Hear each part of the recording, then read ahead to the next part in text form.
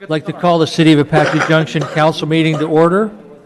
The invocation will be led by Vice Mayor Wilson and the pledge by Councilmember Rizzi.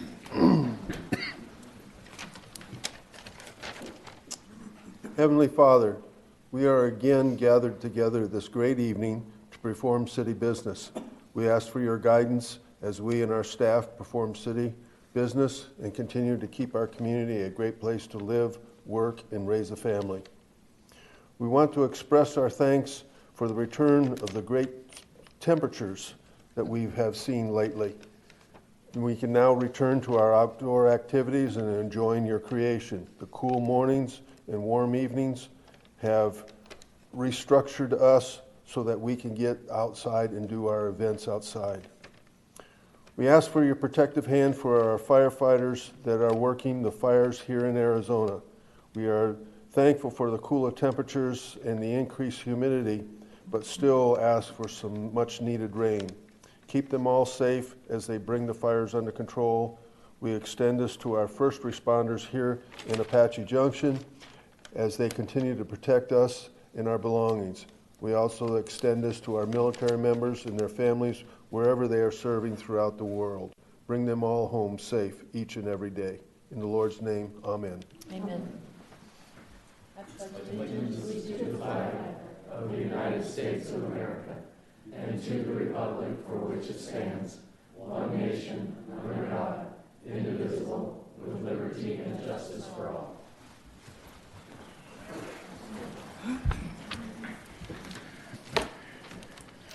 Roll call.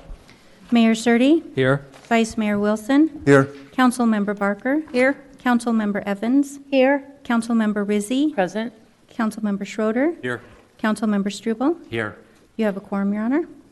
We have a motion on the consent agenda. Your Honor, Yes. I move that the consent agenda be accepted as presented and that resolution number 20-36 authorizing the city to enter into an intergovernmental agreement with the City of Phoenix Police Department for the Arizona Internet Crimes Against Children Task Force, and that the renewal of the Arizona Department of Corrections inmate work contract be approved. Second. Roll call. Councilmember Schroeder. Yes. Vice Mayor Wilson. Yes. Councilmember Barker. Yes. Councilmember Evans. Yes. Councilmember Rizzi. Yes. Councilmember Struble. Yes. Mayor Surtee. Yes. Unanimous, Your Honor. Bryant and Judge Hazel have a very important presentation to make.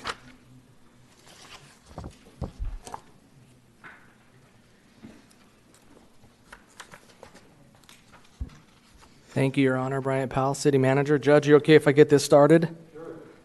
All right. Very, very special night, and I'd like to welcome up Shelly as we honor her tonight in her 25 years of service to this community, and we give appreciation and recognize the great work. A couple thoughts when I think about Shelly. I've had the opportunity to work with her my entire time here, and she has shepherded and carried on the great work of our core system when we were in a very small facility and worked through lots of challenges at the early on of the court, and then transitioned us into a modern and new facility and helped with that program, helped with that design, and can be considered one of the pioneers of the author of the facility there. And they run a really great facility and court, and we have many of the staff from the court here to be with you. It's neat to see that, as well as your family. Yes. And maybe you can introduce them here in a second. But before we do that, I want to say one more thing, which is one of the things that's very special about Shelly is that she's always volunteered her time, in addition to her regular work duties, to help on cross-departmental items. And one of them is with the service award that we're doing. And this program that we have, Shelly had a big part of, including what we used to give out, and we don't, which is the 25-year mark, a shadow box. And I don't know if you remember the shadow box. That was one of Shelly's ideas that kind of outlined the interest and the work that the employees had done. Because we are, after all, a service organization. We provide great service and its people. She also is the author and designer of our wall of service out in the lobby. And it's really special. So many employees are so proud of being able to see their time and name up there. So I would like to let everyone know that before we did this, we also provided a monetary award to Shelly, as well as 40 hours of paid time off. And Shelly, at this time, with deep appreciation and thanks for your 25 years of service, on behalf of the City of Apache Junction, we thank you.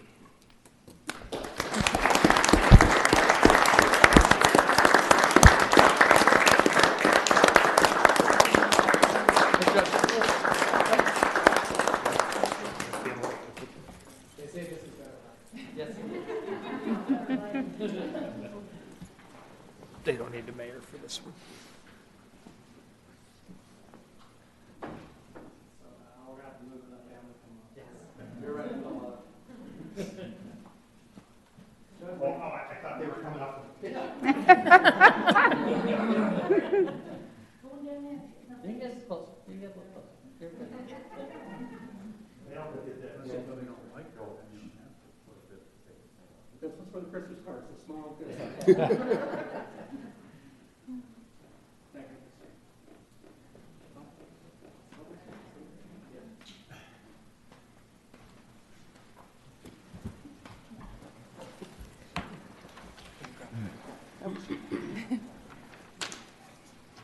Thank you all very much.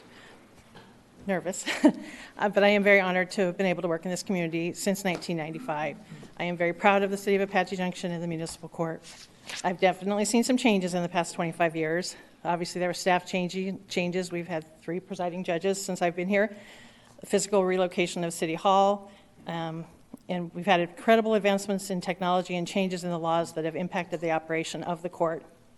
The surroundings and the processes have changed, but the court has remained consistent in its goal to be fair, efficient, and provide exceptional customer service. I am extremely proud of my dedicated, hardworking coworkers, some of whom are here tonight, and they're here tonight instead of being home with their families. They took the time to be here, and I want to thank them for all that they do. We really are a team, and it shows in our work. Judge Hazel encourages staff growth and constantly challenges us with his innovative ideas. The court staff are very adaptive and excel in every new task. And lastly, and most importantly, I'd like to thank my family for their constant support and encouragement. Here with me tonight are my mom, my husband, my 3 sons, and my daughter-in-law, and I do feel truly blessed. Thank you.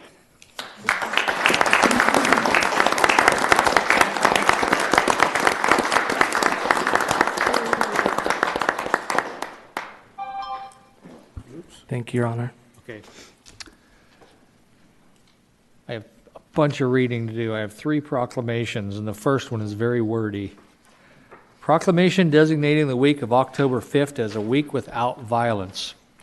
Whereas the Children's Benefit Foundation, a 501c3 organization, makes substantial contributions to the future of Americans' children, our voters, workers, and citizens of tomorrow, promoting a cool choice of optimum lifestyle and a good get off of drugs, drinking, danger, and debt lifestyle. And whereas peace embraces the deepest hopes of all people and remains humanity's guiding inspiration and excellence, wellness and good health are dependent on a safe and healthy environment in home, in community, and whereas the well-being of mankind, its peace and security are unobtainable until its unity is firmly established, the safety and well-being of everyone's lives are unnecessarily jeopardized by crime and violence in the form of gangs, spousal and child abuse, drug and alcohol abuse, vandalism, school shootings, and in our growing communities. And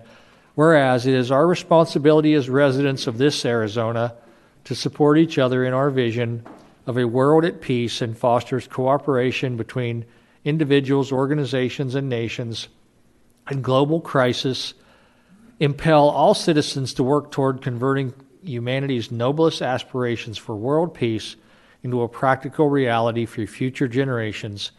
And whereas numerous businesses, schools, national programs, and organizations around the world are among those creating answers, and whereas the observation of a week without violence will create awareness, educate, and strengthen the message that we can substantially promote all of our state and nation to join us in our campaign advocating nonviolence and make a solemn commitment to end the violence, promote peace, making our community a safer place to live. Now, therefore, I, Jeff Surdy, Mayor of Apache Junction, do hereby proclaim Saturday, Saturday, October, got October in there twice. So 24th to Saturday, October 31st, 2020, as a week without violence. Chief, are you going to accept this one? Because we are getting rid of violence for a whole week. Mhm. Okay. Relying on you to make sure that happens.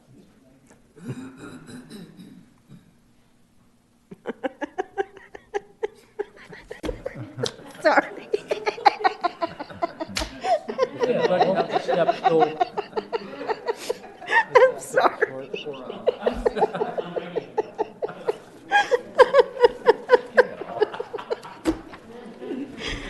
I'm on cold medication. Okay, Red Ribbon Week.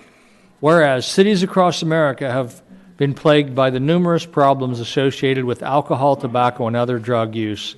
And whereas there is hope in winning the war on drugs, and the hope lies in the hard work and determination of our communities to create a drug-free environment. And whereas local leaders in government and in the community know that the support of the people in the neighborhoods is the most effective tool they can have in their efforts to reduce use of alcohol, tobacco, and other drugs by the citizens of Apache Junction.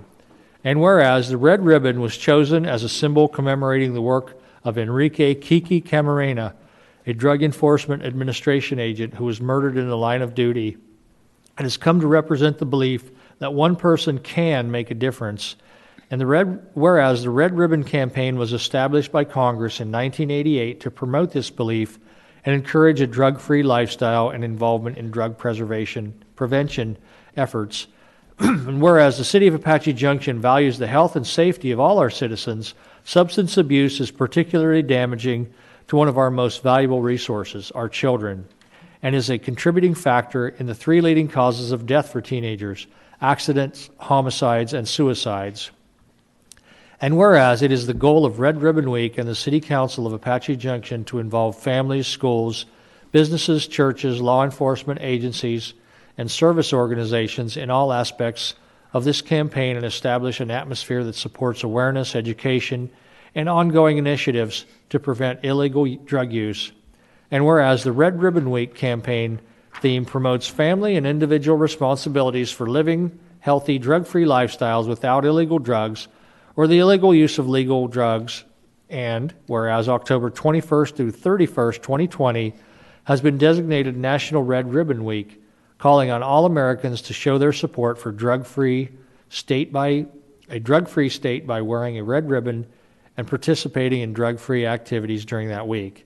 Now, therefore, I, Jeff Surtee, Mayor of the City of Apache Junction, Arizona, do hereby proclaim October 23rd through the 31st, 2020 as Red Ribbon Week in Apache Junction, Arizona, and of Pinal County. Encourage all citizens, businesses, public and private agencies, media, religious and educational institutions to wear and display red ribbons and participate in drug-free activities throughout that week, joining the rest of the state in promoting the Red Ribbon celebration of a drug-free America. Chief, I think you're getting this one too. And we all have red ribbons. And here's the red ribbon. And I have extra red ribbons if anybody would like one.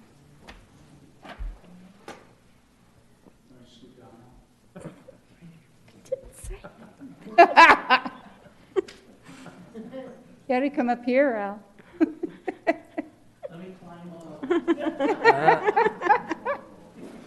No OSHA complaints. Oh, boy. Okay, we're 2/3 of the way done. Cities and Towns Week.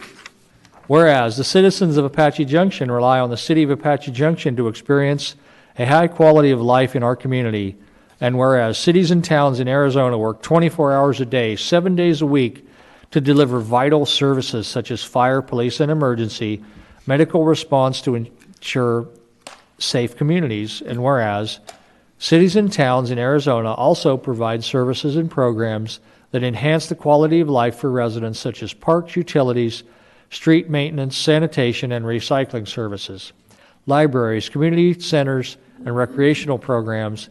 And whereas it is important for the City of Apache Junction to continue to provide the excellent delivery of services and programs that our citizens have come to expect in our community. And whereas it is one of the responsibilities of the City of Apache Junction officials to ensure open and accessible government through frequent communication with citizens using various avenues and means. And whereas through participation and cooperation, citizens, community leaders, local businesses, and municipal staff can work together to ensure that services provided by the City of Apache Junction can remain exceptional elements of the quality of life of our community. Now therefore, I, Jeff Surdy, Mayor of the City of Apache Junction, Arizona, do hereby proclaim the week of October 19th through 23rd, 2020 as Arizona Cities and Towns Weeks and Apache Junction, and ask our citizens to recognize the Arizona cities and towns. And I think Al is going to receive this one. So you see what Morgan Freeman goes through when he narrates a whole movie. Yeah, but his voice is a lot better. Yes, yes.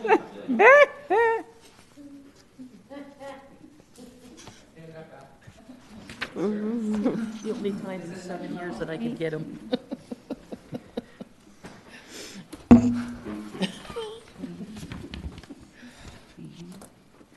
Announcements and current events, we'll start with Councilmember Struble.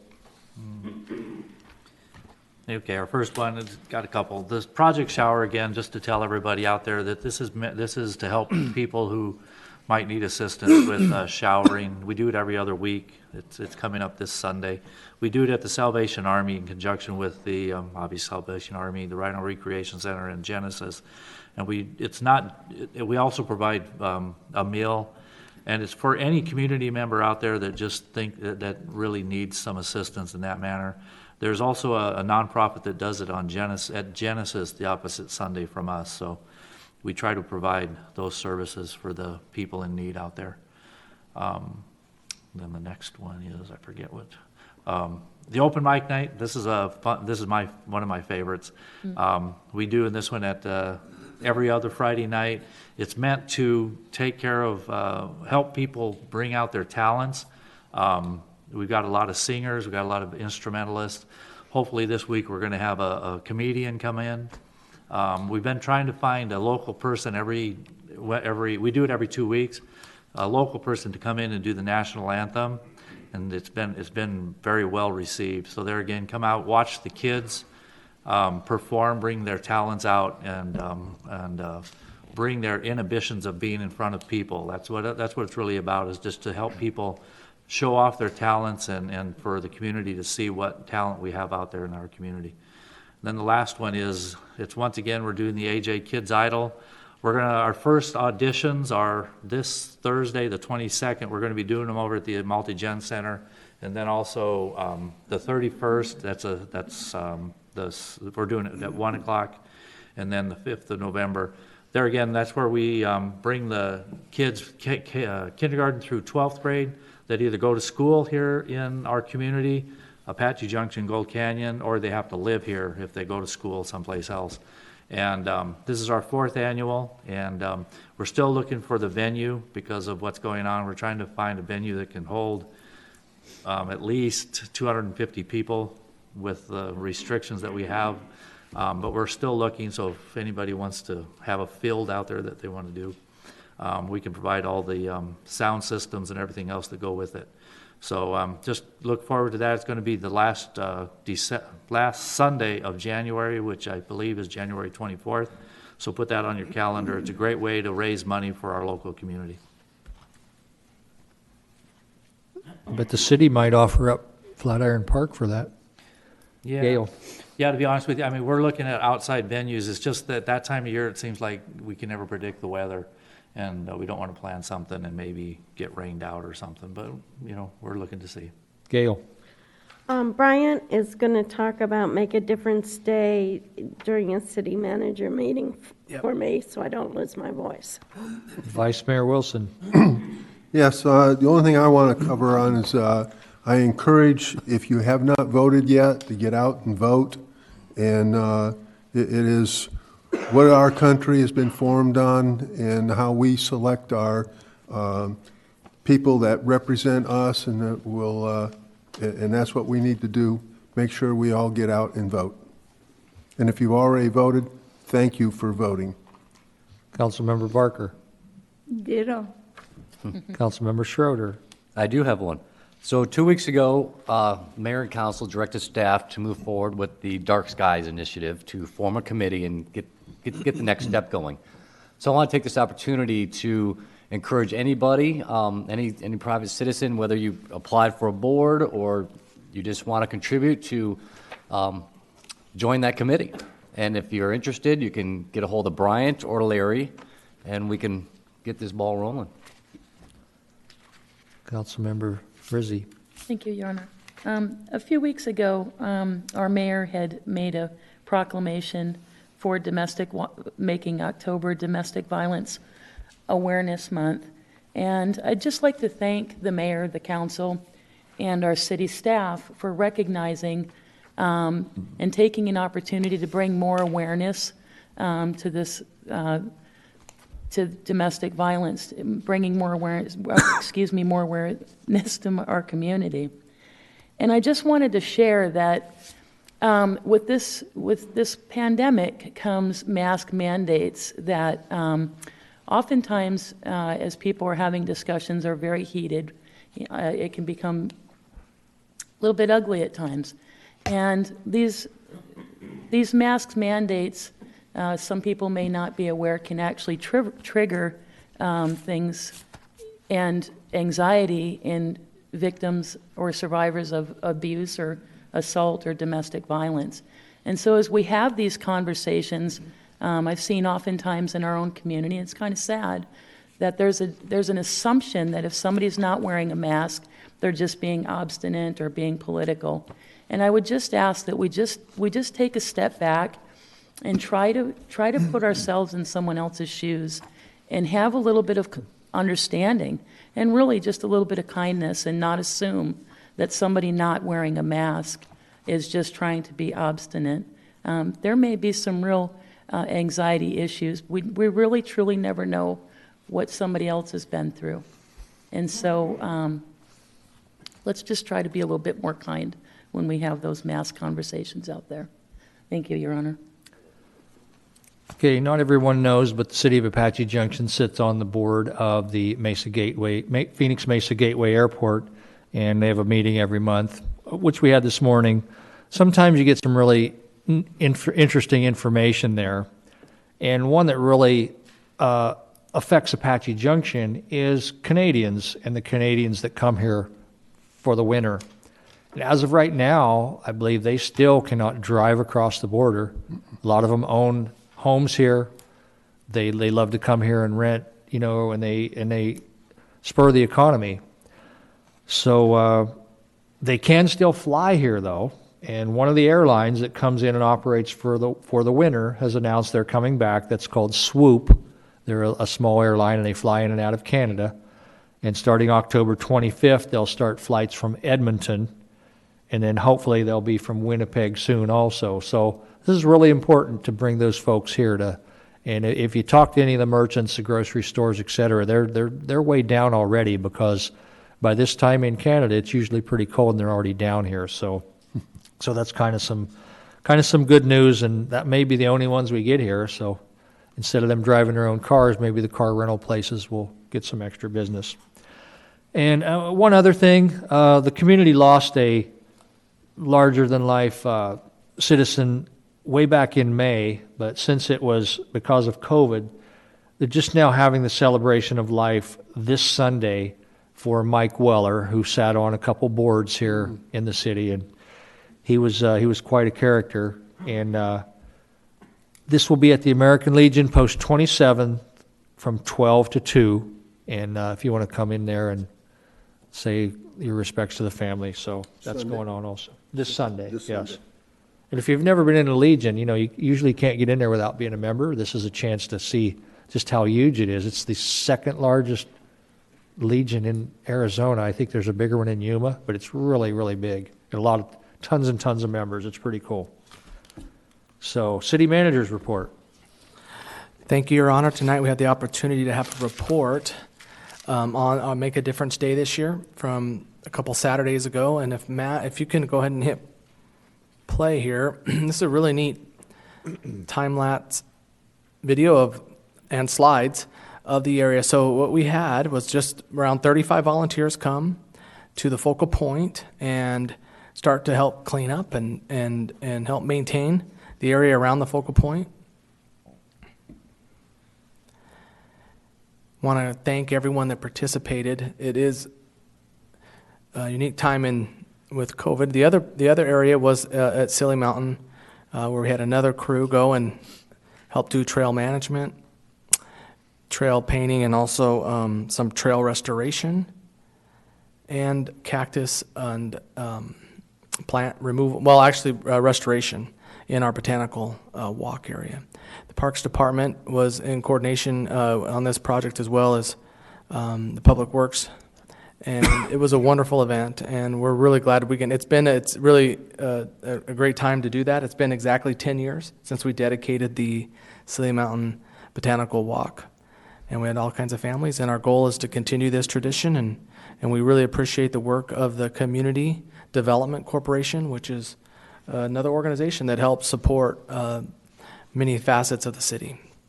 So we thank this group, and we thank the CDC for their great work. And tonight, so that concludes the report on it, and it was a great work, and we'll keep that project going.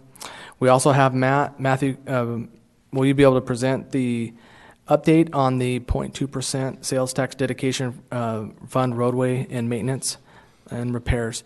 Vice Mayor, this was the one that we had hardwired in the 10-year tax, and so annually staff is required to provide this report to you and to the council and to the public. Mayor and Council, Matt Busby, Assistant City Manager. We'll review quickly just the revenues over the past several years regarding this street sales tax. We're right on course for the collections we anticipated. We expected about $1 million a year, and you can see how it's grown, but we're still at the 5-year mark, about $5.2 million, so we're right where we should be. The FY215, which it looks low, there was only 3 months in that fiscal year because it became effective in, it was either March or April of that year, so that's why that looks different. These are the expenditures. As you recall, we had several big projects the first year, including design and reconstruction of Apache Trail, which was one of the biggest projects, and then several other big projects along the way in different years. And so we have spent more than we brought in, but we anticipated that, we planned for that, and as the revenues come in, we'll be paying back the HERF funds, which we borrowed against. To this point, it's at $1.4 million, but by the end of it, we won't spend more on these projects than we bring in. A few projects over the past year. Ironwood Drive, Lost Dutchman to McKellips. If any of you have been up there and remember what the road was like, this is a vast improvement, and it looks great.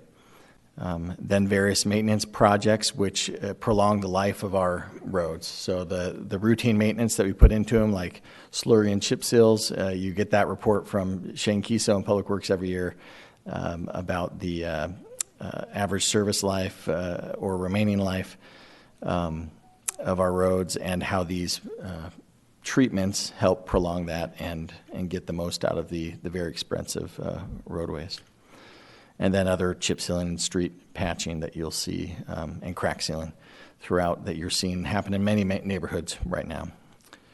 So this is all because of the tax. Usually we try to put signage up on the projects that are funded by this tax. If you recall, it's about 0.2%. It's 0.2%, not about, it's 0.2%, and brings in about $10 million over the life of the tax. So that concludes our annual report for those funds. Thank you. Okay, public hearing, presentation, discussion, public hearing, and consideration of ordinance number 1497, case PZ 8-20, proposed rezoning. Larry or Heidi? Do you have a presentation, So, Nick? yes, I'll be giving the presentation for them. I'm Nick Leftich. I'm the planning intern here in Development Services.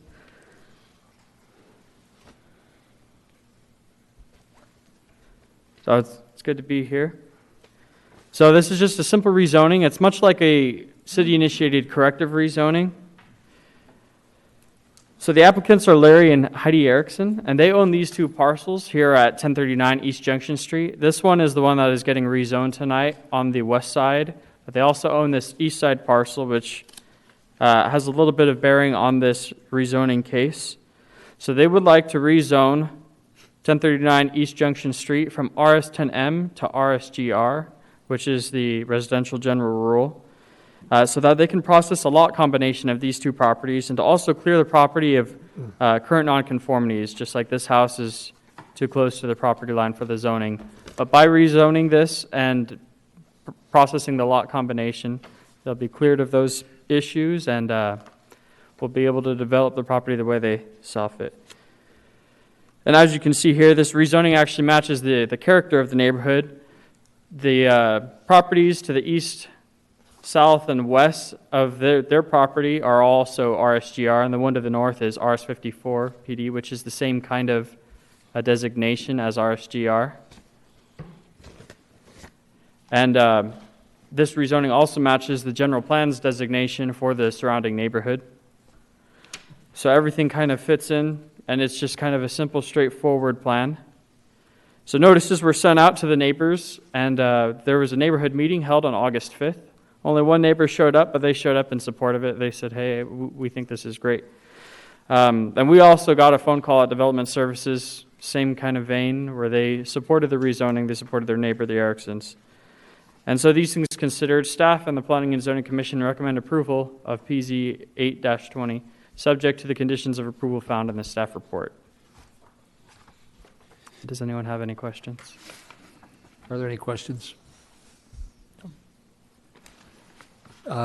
Is the applicant here? Would they like to say anything? You don't have to, but. No, we would just like to combine it all, make it much easier for us. Okay. Any more discussion among the council? This is a public hearing. Would anyone like to speak on this item? Hearing and seeing none, I'll close the public hearing and ask for a motion. Your Honor, I move that ordinance number 1497 be read by title only and the reading of the entire ordinance be waived. Second. Roll call. Councilmember Barker? Yes. Councilmember Struble? Yes. Councilmember Evans? Yes. Councilmember Rizzi? Yes. Councilmember Schroeder? Yes. Vice Mayor Wilson? Yes. Mayor Surtee? Yes. Unanimous, Your Honor. Consideration for annual appointments to Construction Board of Appeals, Health and Human Services. Wait. Oh, Your Honor, We yeah. have to Now we got to read that. Yeah. an ordinance of the Mayor and City Council of the City of Apache Junction, Arizona, amending the Apache Junction, Arizona zoning ordinance by amending the zoning district map, City of Apache Junction, Arizona, changing the zoning district classification for the properties described in rezoning case PZ-8-20, a proposed rezoning from medium-density, single-family detached residential, known as RS-10M, to general rural low-density, single-family detached residential, known as RS-GR, repealing any conflicting provisions and providing for severability. Your Honor, Yes. I move that ordinance number 1497 is read by the city clerk be approved and adopted. Second. Roll call. Councilmember Barker? Yes. Councilmember Struble? Yes. Councilmember Rizzi? Yes. Councilmember Schroeder? Yes. Councilmember Evans? Yes. Vice Mayor Wilson? Yes. Mayor Surtee? Yes. Unanimous, Your Honor. And now consideration for annual appointments. Construction Board of Appeals, Health and Human Service Commission, Industrial Development Authority, Municipal Property Corporation, Public Arts Commission, and SMCFD number 1. Jennifer. So, Your Honor, I just have a few brief announcements before you start your process this evening. One is that I do want to remind that all of those individuals appointed to boards and commissions, the meetings are held in council chambers, and they are audio and video recorded, and they are posted on our city website for anyone to view. The second item is that we had an applicant, Ryan Penny, apply for a board or commission because she is considered a city employee. Our city code states that no city employee can serve on a board or commission, so she cannot be appointed to a board or commission. And third is, on your motion sheets, because the terms differ, because we do have some vacancies and some that expired this year, to make sure that you include the term in the motion. That's all I have. Thank you. Okay. And like we did a few weeks ago, I'm going to try to slow this down and take a lot of time in between so that we can get all of our notes together. So do I have a motion for the appointment for the Construction Board of Appeals? There are 3 to be made. Do I have the first motion? Your Honor, Yes. I move that Dallas Dewey be appointed to the Construction Board of Appeals as the contractor other than general contractor for a term to expire October 31, 2023. Second. Roll call. Vice Mayor Wilson, Yes. Councilmember Barker, Yes. Councilmember Rizzi, Yes. Councilmember Schroeder, Yes. Councilmember Struble, Yes. Councilmember Evans, Yes. Mayor Surtee. Yes. Motion passes, Your Honor. So we are then going to ask for a motion for the second position. Your Honor. Yes. Ready? Yes. I move that Jesse Gage be appointed to the Construction Board of Appeals as professional architect or engineer for a term to expire on October 31st, 2023. Second. Roll call. Vice Mayor Wilson, Yes. Councilmember Barker, Yes. Councilmember Rizzi, Yes. Councilmember Schroeder, Yes. Councilmember Struble, Yes. Councilmember Evans, Yes. Mayor Surtee. Yes. Motion passes. Now, Jennifer, am I correct that we don't have anyone eligible for the third position, so it will remain unfilled? You are correct. Correct. If anyone's watching and they do qualify and you would like to apply, do get in an application, and we'll have council assemble and place you as soon as possible. That's for a general contractor. Yes. Okay, moving then on to Health and Human Services Commission. There's 3 appointments to be made. Do I have a motion on the first position? Your Honor. Your Honor. Chip? Yes, I move that Judy Borley be appointed to Health and Human Services Commission for a term to expire on October 31, 2023. Second. Roll call. Vice Mayor Wilson, Yes. Councilmember Barker, Yes. Councilmember Rizzi, Yes. Councilmember Schroeder, Yes. Councilmember Struble, Yes. Councilmember Evans, Yes. Mayor Surtee. Yes. Unanimous, Your Honor.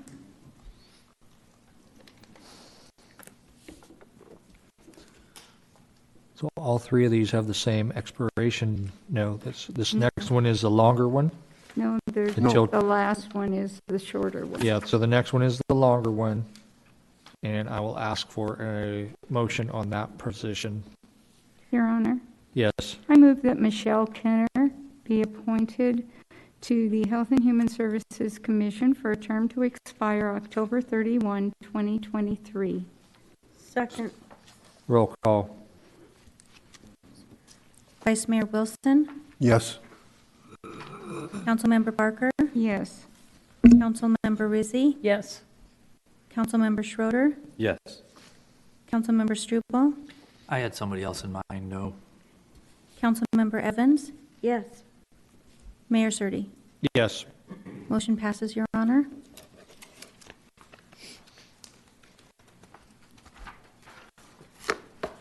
So this third term is only for approximately 1 year.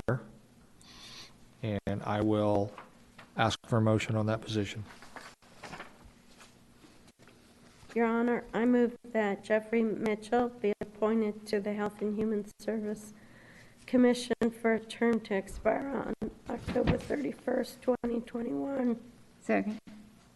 Roll call. Vice Mayor Wilson, Yes. Councilmember Barker, Yes.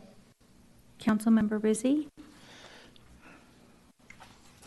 I had somebody else in mind, but in order to get some new people opportunities, I'll say yes.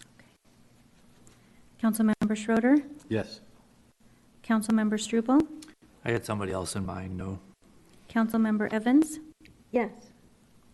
Mayor Surtee. Yes. Motion passes, Your Honor.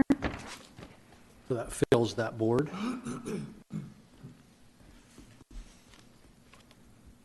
The next board is going to be in the Industrial Development Authority.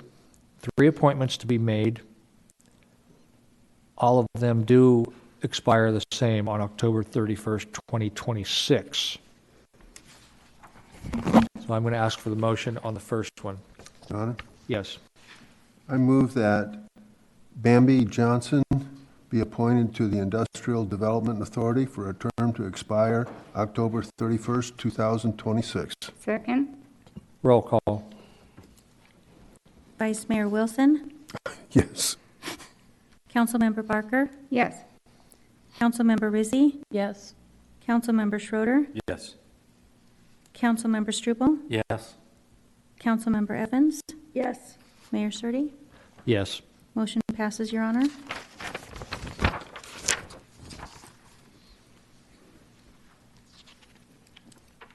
So this is one that, remember, we only had one applicant for 3 positions. I'd like to make another nomination, So, Mr. Mayor. Yes. Yes.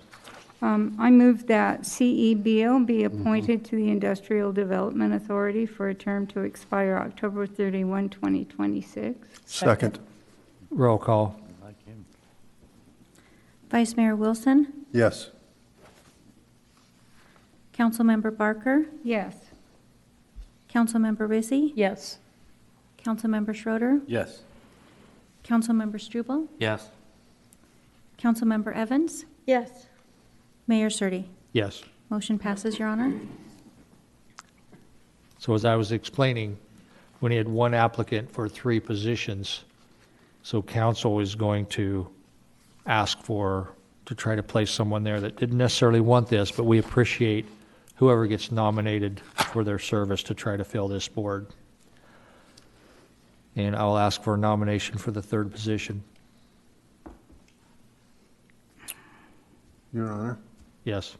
I move that Jeff Barlett be appointed to the Industrial Development Authority for a term to expire October 31st, 2026. Second. Roll call. Vice Mayor Wilson, Yes. Councilmember Barker, Yes. Councilmember Rizzi, Yes.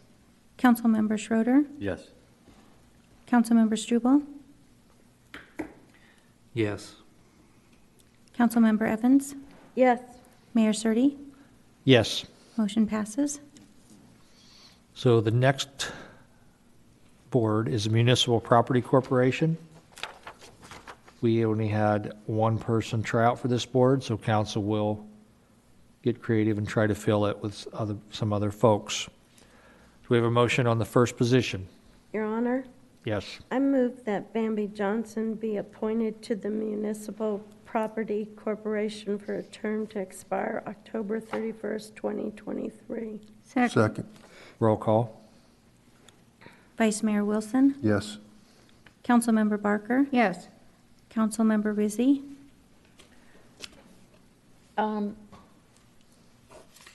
I don't have a problem with that nomination. I just thought we would have gone with the applicant first, but I'll say yes. Oh, we have 3 tries. 3 tries. Councilmember Schroeder, Yes. Councilmember Struble, Yes. Councilmember Evans, Yes. Mayor Surtee. Yes. Unanimous, Your Honor. All 3 of these positions do have different expiration dates. So the next one would be, can I have a motion on the next one? Your Honor, Yes. I move that Frank Schanbeck be appointed to the Municipal Property Corporation for a term to expire October 31st, 2022. Second? Roll call. Vice Mayor Wilson, Yes. Councilmember Barker, Yes. Councilmember Rizzi, Yes. Councilmember Schroeder, Yes. Councilmember Struble, Yes. Councilmember Evans, Yes. Mayor Surtee. Yes. Unanimous, Your Honor.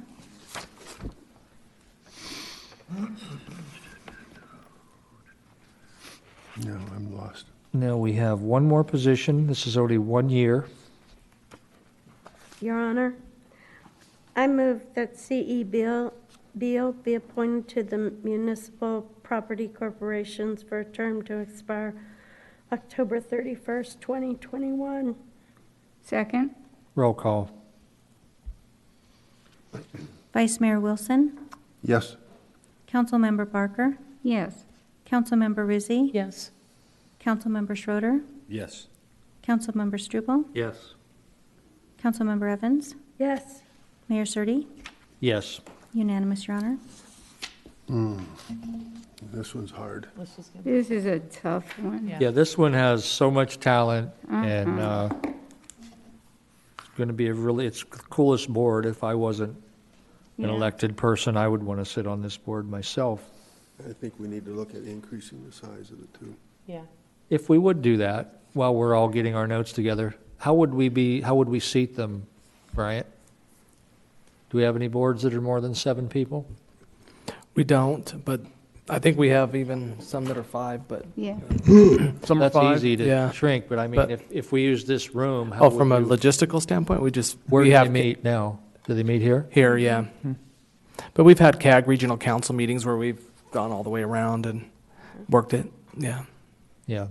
That part, I would be more about just the idea and policy of the thoughts behind having it And bigger. ideally, if you do, you'd go in increments of 2, so you have an odd number, so that you don't have deadlocks all the time. So, Yeah, that would be my recommendation. yeah. Mr. Mayor? Yeah. There's another way, indirect way to do it if you don't want to increase the 7. They could have subcommittees on different items, and the board itself could recommend people for the subcommittees. That's a good, interesting. That's idea. good, but they may not be aware. I mean, a lot of these folks, you saw that they just moved into the community and they bring a wealth of talent with them. They may not be aware of that they're even there. So whoever is the chair of that board, perhaps give them these names and let them know of the folks that don't make it. Jennifer, can we do that? That would be a great idea to pass along to the board. As they're getting going, they're trying to get their, momentum. Okay. Another thought to go along with that is that whoever's not this was tough. I mean, there was just so much talent with all these applicants, but whoever doesn't get selected, we would hope that you would still try to work with this commission. There's just so much talent out there, and there's only one position open. There's also the Centennial Committee also. They lost the Founder's Day. Yeah. That's not arches. The dark skies. The Dark Yeah. Skies Committee. Dark sky. Yeah. That's a whole We new- can bring art that's to getting the on- light. That's getting out, that is getting on the ground level of a very important committee. You can even be there for the unveiling. Of what? The sign. No. Front page stuff right there. Yeah, it is, it is. Chip, did you want to make a motion? Yes. I move that Jeff Danford be appointed to the Public Arts Commission as an interested in art for the term to expire on October 31st, 2022. Second. Roll call. Vice Mayor Wilson, Yes. Councilmember Barker, Boy, this was really tough. But since the criteria is not just experience, but also I think longevity counts here, and Mr. Danford's been around for 10 years, so I think, yes. I think he knew Jacob Waltz even. Do you think? Yeah, Yeah. Well, perhaps he could Yeah. introduce us. yes. Councilmember Rizzi, This isn't a vote against anybody. This is just a Yeah, vote right. for somebody. It's Right. tough, so I would say yes. Councilmember Schroeder, Yes. Councilmember Struble, Yes. Councilmember Evans, Yes. Mayor Surtee, Yes. unanimous, Your Honor, motion passes. Your Honor, may I say something before we move to the next agenda item? Sure. Okay, as I was going through all the applicants, There were only 2 people that applied that had been to the CLI. And those 2 were reapplies. They were already on those committees. I think that it would be very, very beneficial for each of those people who have been appointed to commissions and those who want to be appointed in the future. Please attend the CLI. It will start in January, correct? It will be held here in this room. It will also be it'll also be live streamed. So you can come here or you can sit in your living room and be a part of it, but please do this. It will be exceptionally beneficial for you to know how the city fits together as a whole, and then your place in it will become so much clearer to you. Thank you. And we have opened it up to folks outside the Yes. city now, Yes. which is all important because several of these boards Right. don't have to be in the city. And they So- can do it at home. Yeah. So the next is another very important board, and there are 2 positions for the Superstition Mountain Community Facilities District. And they both expire in 2026. Do I have a motion on the first one? Mayor? Mayor. She called me miss earlier. I'd like to nominate Terry Dunn for the position on Superstition Mountain Community Facility District's number 1's board. Second. Roll call. Vice Mayor Wilson? Yes. Councilmember Barker? Yes. Councilmember Rizzi? Yes. Councilmember Schroeder? Yes. Councilmember Struble? Yes. Councilmember Evans? Yes. Mayor Surtee? Yes. Motion passes, Your Honor. I'll do the last one. Is there a motion on the next one? Yep, I'll do the last one, okay. I move that Kathleen Walden be appointed to the, flip the page here, the Superstition Mountain Community Facilities District Number 1 for a term to expire October 31st, 2026. Second.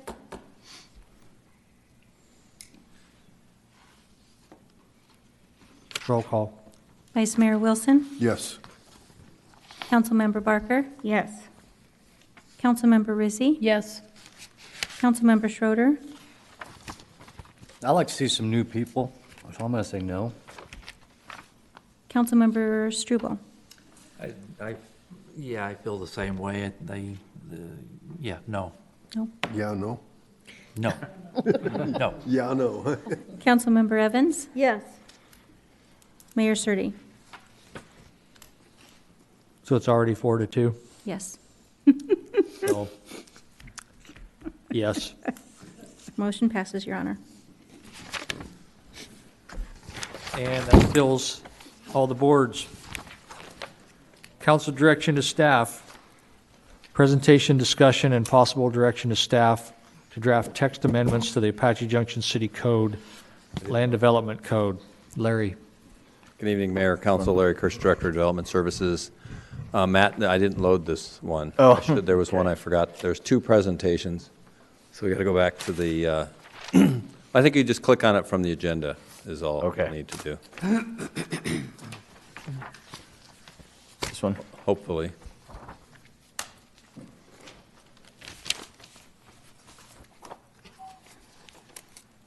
Spelled zoning wrong, Z-O-N-I-G. Yeah, you did. Glad you caught that, Councilmember Barker. Okay, good evening, Mayor, Council, Larry Kirsch, Director of Development Services.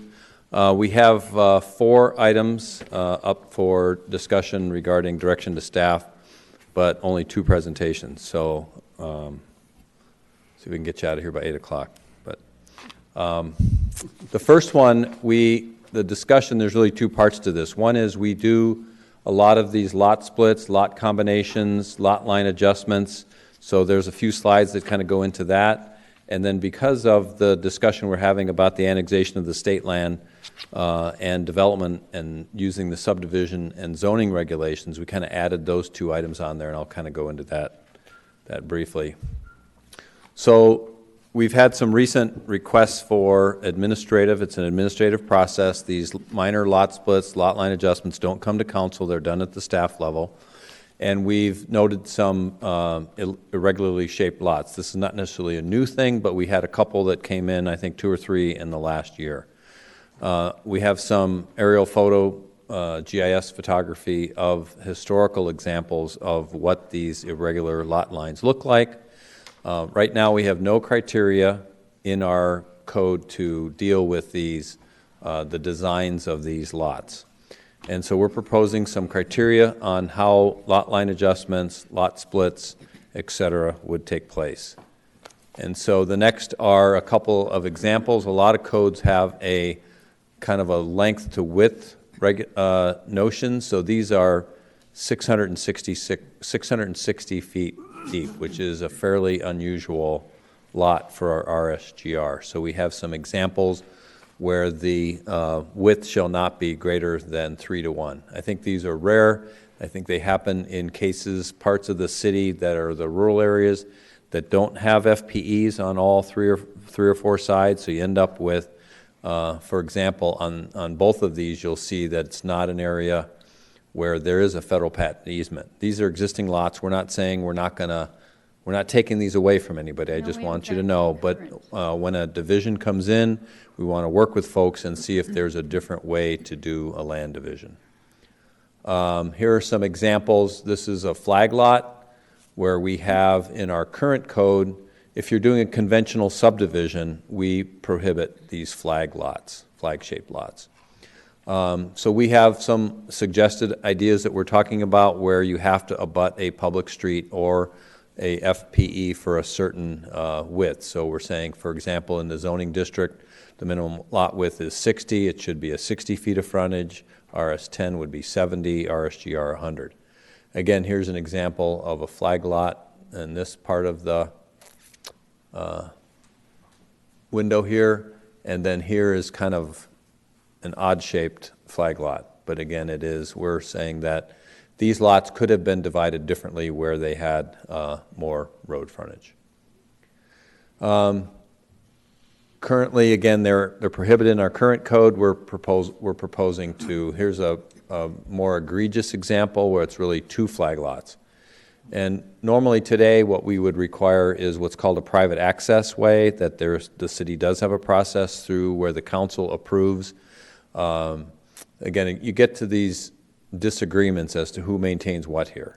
Right. So the person in the back has to get along with the person in the front and perhaps with this person as well. So they're really not ideal in terms of way to... Larry, how much distance is that in that thin sliver? This one I might point to Rudy. Guessing-wise, in the back, that's probably a 200-foot driveway. How wide is that sliver? Wide is the driveway? This here. Yeah. Oh, that would be, Rudy, guessing? Any? 15, 16 feet. It's almost like an alleyway. Here's another example of a very creative lot line where the wash was kind of used as the lot line. These washes do meander, and so maybe what used to be the center of the wash is no longer the center of the wash, and so when someone designs a lot, we're saying that lot lines should not have these. Each of these individually are a straight line, but they end up being a curvilinear line. So we want to bring back to you, all of this is going to come back through the Planning and Zoning Commission, through the council for these criteria and tonight I'm just illustrating the types of lots that we would rather not see. This again is an example where maybe you have an existing house and lot that's already there. This is, my guess is Weeks Wash. And now we're trying to create a lot that, again, very difficult. In this case here, I think there's a retaining wall along that particular one, but these odd-shaped lots, this I think is really creative. This one, where the house goes through the middle of the lot, and we're seeing this kind of sawtooth type arrangement for lots. But again, it oftentimes comes around when there's an existing acre or 2.5 acres, they want to divide it. Maybe there's a wash, maybe there isn't, but they're trying to meet all the setbacks, and we end up with these. So again, we just want to look, right now we have no criteria to prevent these. or take a harder look at them. That's what we're trying to do here.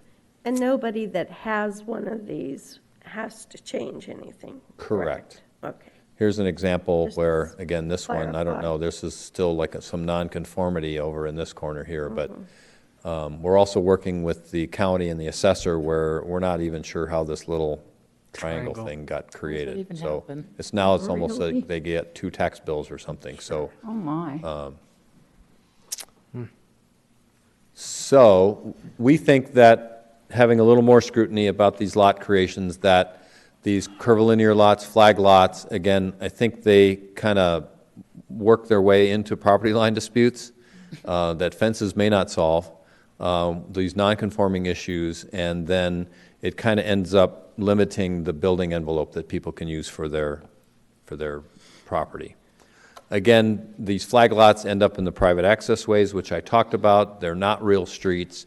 These maintenance agreements that people end up with trying to agree with their neighbor, the neighbor might change in 3 years, 5 years, 20 years. Now they have a new neighbor, and now they got to figure out, okay, whose turn is it to put gravel in the driveway, et cetera. So those things, we want to make sure that we don't end up trying to go to mediation with these folks to figure that out. And again, just resale value, again, I guess it's the person that's doing it, they get to split the lot, but down the road, you don't know if there is an impact on the resale value because you have this irregularly shaped lot. So on those, like the ones where you showed where there's the wash, what kind of a line would you put on that? I'm just suggesting that you do not want a line where the middle of the wash becomes the lot line. I don't know if I have an answer for this one in particular, but the lot above that also becomes irregular. So Yeah. what the rationale was for having this was to make sure the house met the setbacks, Yeah. obviously. But was there a reason that this lot couldn't have gone straight to try to minimize it? I guess that's what we also would like to work with folks, try to minimize obviously something like this. And we could get into the GIS and show you all sorts of permutations that people have used as well. But I'm just saying that as a general rule, we would not want to use the center line of a undefined wash as the property line when those washes can move. Change. Yep. Yeah. So while knew we were coming here tonight to talk about this, we were getting closer and closer to the idea of these master plan communities. So at least one of the developers we've talked to, and I mentioned it last night at the work session, is that with these larger master plan communities, it's different than what we've done with these smaller subdivisions that might be 50, 60 acres, where we have a pretty good process. And I'm not saying we change that for smaller subdivisions, but for larger master plan communities, I think creating some flexibility to give the developer and the city some flexibility as to when they can start putting in the water, sewer, curb, gutter, sidewalk. We usually wait till the plat is recorded, and so maybe we want to think about some sort of administrative process to approve preliminary plats when the council's going to look at the larger development, but when it comes to developments within the development, so to speak, could there be an administrative process for approving a preliminary plat when we've kind of seen the overall design? And then some at-risk construction. Right now, we do allow folks to do at-risk for like clearing and grubbing of lots. We might do an at-risk grading permit. So we already kind of let people do that. This would be a little bit more that you would be able to, or developer would be able to start putting in water, sewer, before the final plat's approved. So again, something for consideration we're suggesting. And then into zoning, I don't know if I skipped the zoning regulation that we were talking about. I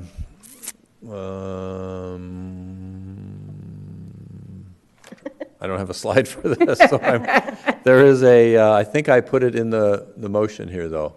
It is. To allow for the master plan communities and the processing of the MPC unit plans. So I didn't have a slide for that.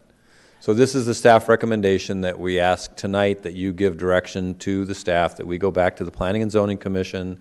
They'll come back here with these suggested wording languages, in probably 60 to 90 days. So No that's the first one, decisions, just Your to Honor. get direction staff to get working it. So I think we have a proposed motion in front of you. Any if you questions so- or discussion? Gotcha. I don't see any questions or discussions, so do we have a motion? Your Honor, Yes. I move that direction to staff be to draft text amendments to the Apache Junction City Code, Volume 2, Land Development Code, Chapter 1, Zoning Regulations, and Chapter 2, Subdivision and Minor Land Division Regulations, to improve and clarify the design principles and standards of minor land divisions, lot combinations, and lot line adjustments to allow for flexibility within the platting process for master plan communities, and to allow for amendments to the zoning regulation for MPCs and the processing of MPC Unit Plans. Second. Roll Yeah. call. Vice Mayor Wilson, Yes. Councilmember Barker, Yes. Councilmember Rizzi, Yes. Councilmember Schroeder, Yes. Councilmember Struble, Yes. Councilmember Evans, Yes. Mayor Surtee, Yes. unanimous, Your Honor. Presentation, discussion, and possible direction to staff on the creation of policy guidelines for application procedures for the establishment of community facilities districts. And earlier in the Water Board, we had a little bit of discussion on this as well. This is Larry, too. Thank you, Matt. So there's three presentations. I don't know, it's not, we've done this where you read all three titles. I think that's the, would you, if Your Honor would read the next two agenda Yes. items? So item number 16, presentation, discussion, and possible direction to staff to develop an intergovernmental agreement between the city, SMCFD number 1, and Apache Junction Water Utilities Community District to negotiate financing public infrastructure. And then number 17, presentation, discussion, and possible direction to staff on amending Apache Junction Code Volume 1, Chapter 4, fees to advertise and create an application fee. That's a different one, isn't it? No, this is for CFDs also. Yep. So anyway, those are the three. Thank you, Your Honor. I'm going to go through these. And again, I know that Mike Loggins talked about these a little bit earlier. So the three items are interrelated. That's all why they're all on one presentation here tonight. We've had some discussions with the city's financial advisor, I guess it's called, and a bond counsel. That the typical way, and I mentioned this last evening when we were at the work session, that the way to finance these large-scale developments are with a community facilities district. Usually there's an umbrella CFD, and then there would be a water CFD, sewer CFD, maybe a transportation road CFD, public infrastructure or public facilities like parks, fire stations, et cetera, that would be part of a CFD. So the idea that the CFD, we don't have an application process. In a couple of minutes, I'm going to be talking about the fee that someone would help pay to create a community facilities district. So this would direct staff to go develop the policy, the guidelines to create an application form, an application process for the establishment of CFDs. So many of these have by state law, there's a limit on how much an application fee can be, and you'll see that in a minute. And then a lot of cities will have a deposit, somewhere between $50,000 to $70,000, we understand. So our policy, again, would have, the council would adopt the policy, they would have the application and the fee structure we're going to talk about. And again, I know that coming down the pike, there will be a presentation by the city's financial consultant. So essentially, we're asking that the council direct staff to move forward with the creation of a policy, guideline, and application procedure, and then I'll talk about the fees on the third item.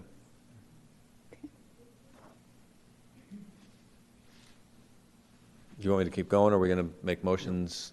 Are you going to keep going and then make three motions? Or? Yeah, I'd okay, say- I'm sorry.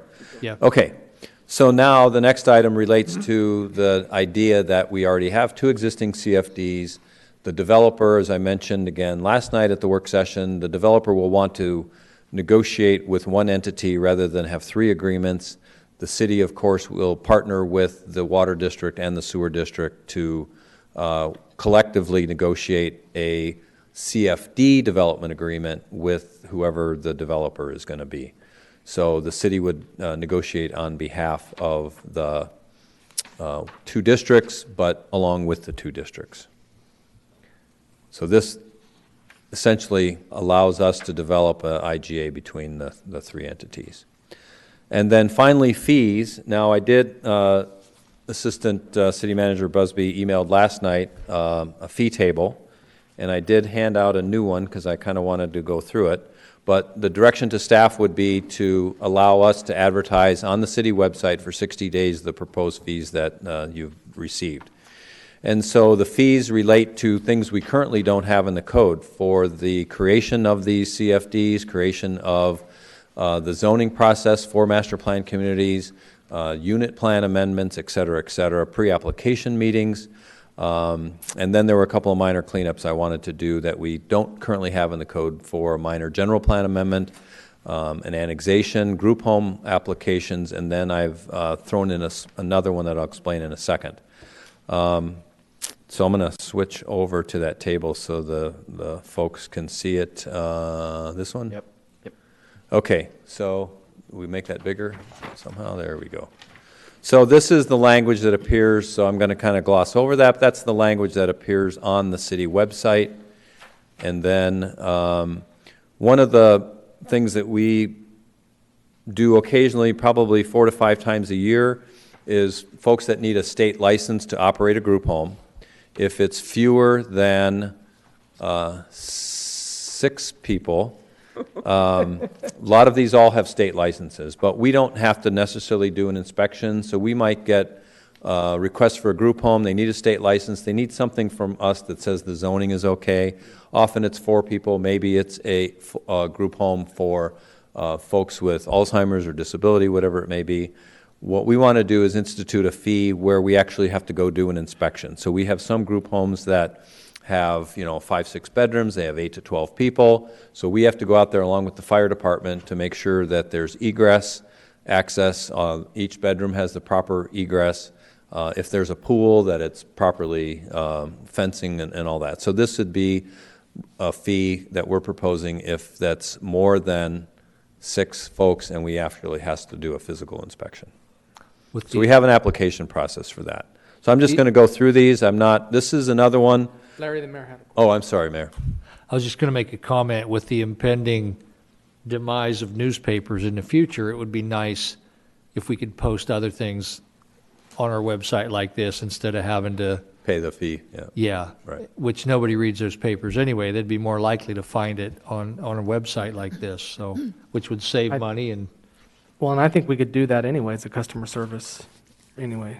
We do post quite a Okay, bit we on our do. Okay. website, but state law still requires us to Yeah. publish. Okay. In That this was meaning particular about the state case, law Joel could requirements. correct us here, but I think in this case, we don't have to do an ad. This is the way the legislature set Right. up, that we can do this on the. The next one is something we run into a lot, is folks come to the counter. You know that the city does not require a survey to get a building permit or many of our applications. We see a lot of different site plans that most are hand-drawn, some are very well done. And so this really, I think, is a customer service thing we'd like to bring forth. We have a lot of folks who just come in, they want to do an awning addition or they want to put a shed in their backyard. We require a site plan to make sure that things meet setbacks. And so rather than we can give folks the option to, rather than keep coming back with a better site plan, that we can get freeware, which is SketchUp, and we can develop a site plan for people and kind of get them in and out and get their permit issued. So that's what I'm suggesting here, is a nominal fee to get them a site plan that we can get them approved, get their building permit, and move on, rather than have them come back till they get their site plan right. So the annexation processing, and this is, for this particular case, we're going to annex, I don't know, I think it's going to be 7,000 acres. The overall plan area is 8,000, although some of that's already in the city. So this is a lot of staff work involved in doing one of these annexations. This one may not be a lot of parcels, but this, I think, will cover. Rudy has been our in-house expert. I think he did 15 state land annexations to assemble the 7 square miles or whatever, 7,000 acres we currently have. This is really covers that. Again, right now we don't have a fee for minor general plan amendments. I mentioned before that the CFDs, there's a limit on the state at 15,000 plus a deposit. There's a fee for a development agreement. I have it in my notes here, that one of the premises of all the ones that the rest of these really is that growth should pay for itself. Development should pay for itself. So existing citizens should not be subsidizing this 4 square mile development. These fees are very much in line what other cities are dealing with these large scale developments. We have to cover staff costs. In some of these cases, it is going to involve the city management is going to look at a lot of these development agreements, city attorney, development services, the CFD is going to involve finance. A lot of this runs through these ordinances and the clerk. And so these fee structures are really set up for the city to recoup its costs. So we have amendments to these agreements. We have a master plan community development agreement amendments. The zoning process itself is a separate but combined process of a development agreement and the zoning process, amendments to those, and then earlier we mentioned these unit plans. So there's going to be an overall zoning MPC.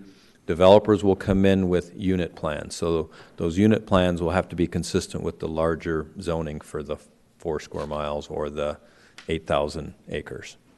So we have process for major amendments, minor amendments, et cetera. So again, one of the things that we don't do, this will not apply to building permits, but if someone wants to move something faster along, and they want something that doesn't take 4.5 months and they want to see if we can get it done in 3 for some of these, then we have like an accelerated process that would be double the fee. I don't know that someone's going to come in and pay $50,000 and $60 or $30 an acre, but again, I just want to have flexibility there in case the developer would want to move forward. So those are the proposed fees. We would put together an ordinance if you, this is it here, yes.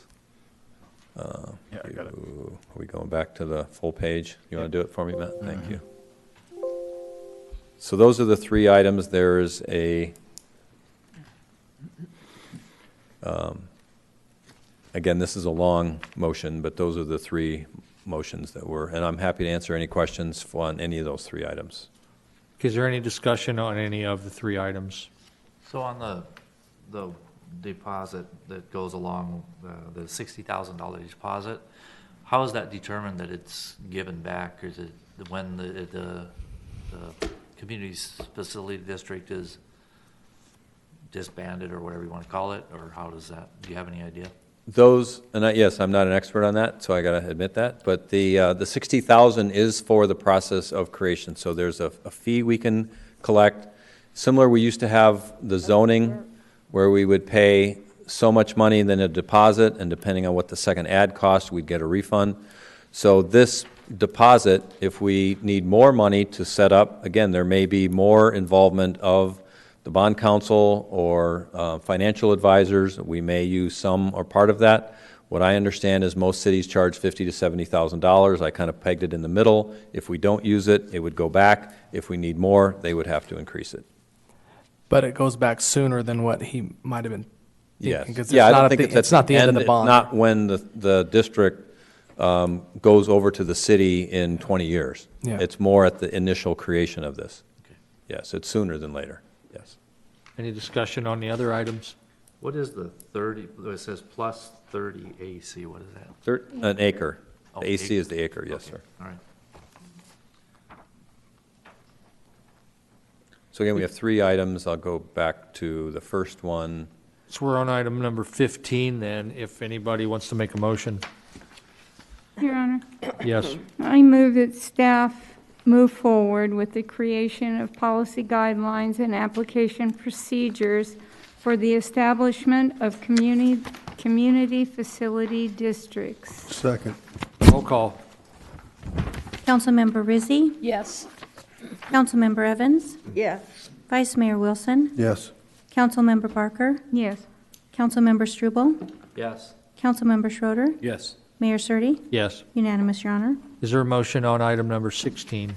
Your Honor, I move that direction to staff be to develop an intergovernmental agreement between the city, Superstition Mountain Community Facilities District Number 1, and Apache Junction Water Utilities Community Facilities District to negotiate on financing public infrastructure with the successful bidder, developer of state trust land for the proposed development of a master plan community. Second?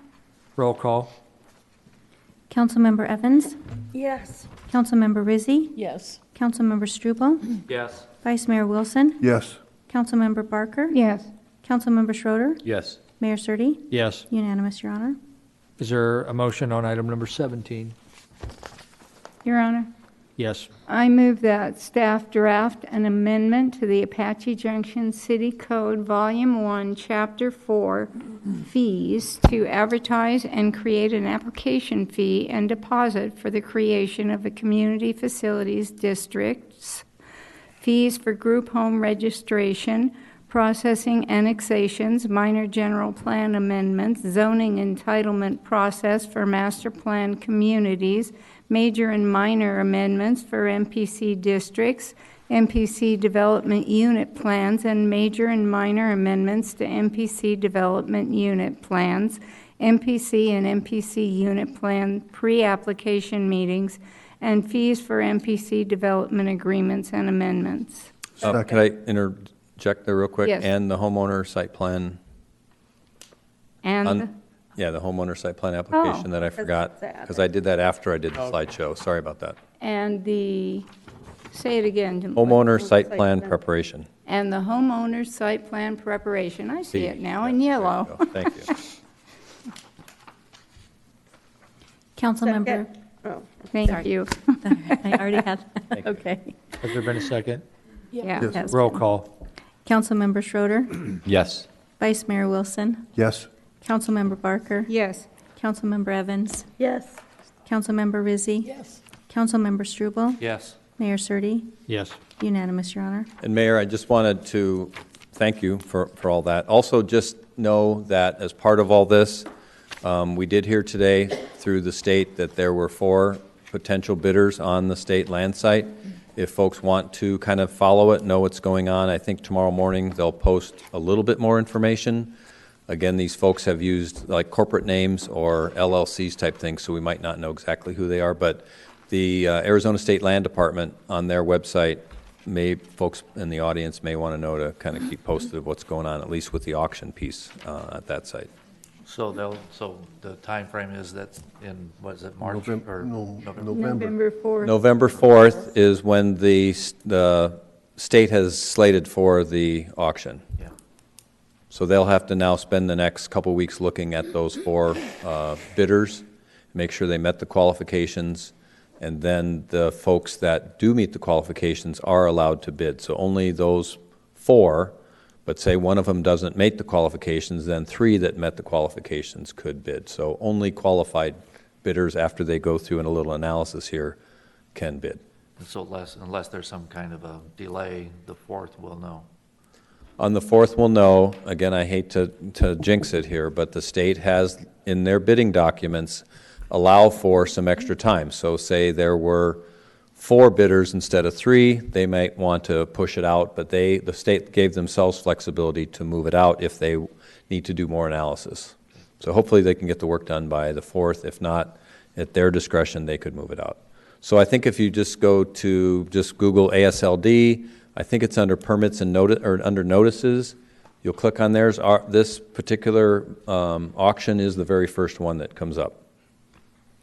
And we can send you out a link if you want to get specifically to that site. We can let everyone know. I'm wondering if CFD gets formed, if it'll be called Superstition Mountains Community Facilities District Number 2. Since we've had that number 1, we've been saying for years and years. It does have to do with more sewer. Yeah. Yeah. Good one. We have a meeting on the upcoming council dates. Your Honor. We do have a meeting. Your Honor. Need a motion. I move that an executive session at 6 PM and a work session at 7 PM for Monday, November 2nd, and Tuesday, November 3rd, 2020, be held in the City Council Conference Room and City Council Chambers located at 300 East Superstition Boulevard, Apache Junction, Arizona, respectively, and other meetings if necessary. Second. Roll call. Councilmember Barker? Yes. Councilmember Struble? Yes. Councilmember Evans? Yes. Councilmember Rizzi? Yes. Councilmember Schroeder? Yes. Vice Mayor Wilson? Yes. Mayor Surtee? Yes. Unanimous, Your Honor. We have no call to the public, so with that, we'll be adjourned. Wow.